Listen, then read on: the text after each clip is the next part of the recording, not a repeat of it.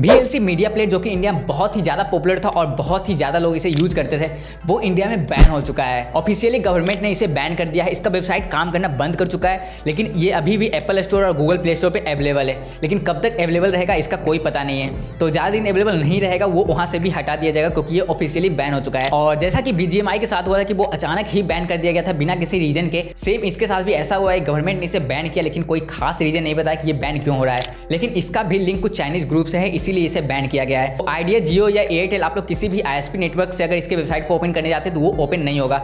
आप लोग भले ही उसे VPN लगा के आप लोग उसे ओपन कर सकते हैं, मैंने चेक किया वो ओपन हो रहे हैं, लेकिन ऑफिशियली इसे बैन कर दिया गया है और आपको भी यूज नहीं करना चाहिए। तो अब बात आती है कि अगर VLC प्लेयर बैन हो चुका है तो और भी कौन से बेस्ट मीडिया प्लेयर जिसे आप लोग यूज कर सकते हैं। तो मेरे लिए एक ही नंबर बेस्ट है जो कि मैं बहुत दिनों से यूज कर रहा हूँ, उसका नाम है KM प्लेयर। और यहाँ पे आपको बहुत सारे खास फीचर्स देखने को मिलते हैं, कुछ ऐसे अमेजिंग फीचर जो कि VLC में भी अवेलेबल नहीं थे। KM प्लेयर के कुछ खास फीचर्स के बारे में मैं आपको बता देना चाहूँगा। तो उसमें आप लोग प्लेबैक स्पीड को कम कर सकते थे और ज़्यादा कर सकते थे। आप लोग उसे 0.25 से लेकर 4x तक स्पीड घटा या बढ़ा सकते थे। साथ ही उसमें आप लोग स्क्रीनशॉट ले सकते हैं, आप लोग उसका गिफ्ट बना सकते हैं, आप लोग जिस भी पार्ट का गिफ्ट बनाना चाहते हैं।